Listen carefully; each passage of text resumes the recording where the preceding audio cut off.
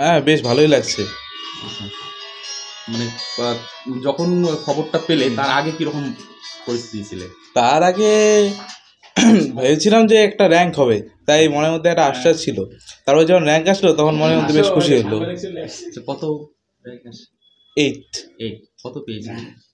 হ্যাঁ, 6, 8, তো 688, 688, 688। হ্যাঁ। কোন স্কুল থেকে? Tufanganj NNM high school. কিভাবে পড়াশোনাটা করেছিলেন?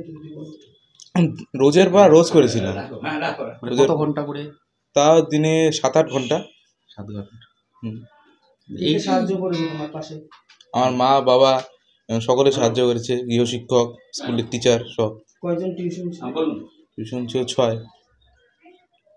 মানে এই যে মানে গৃহশিক্ষক বা টিউশনের বিষয়টা আবার মানে পাঠ্য বই দুটোর মধ্যে ডিফারেন্স কিভাবে দেখছো?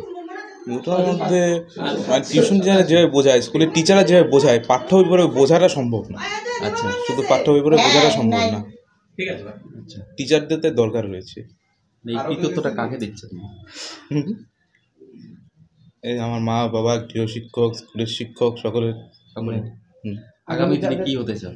আগামী দিনে বড় হয়ে ইঞ্জিনিয়ার হতে চাই। আগামীতে যারা মাধ্যমিক দিবে তাদের কিভাবে প্রস্তুতি নিতে হবে?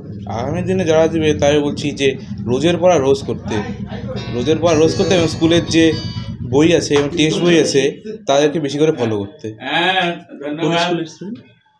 তুফানগঞ্জ নৃপেন্দ্র নারায়ণ মেমোরিয়াল হাই স্কুলের। একটু নামটা বলো। অনির্বাণ দেবনাথ।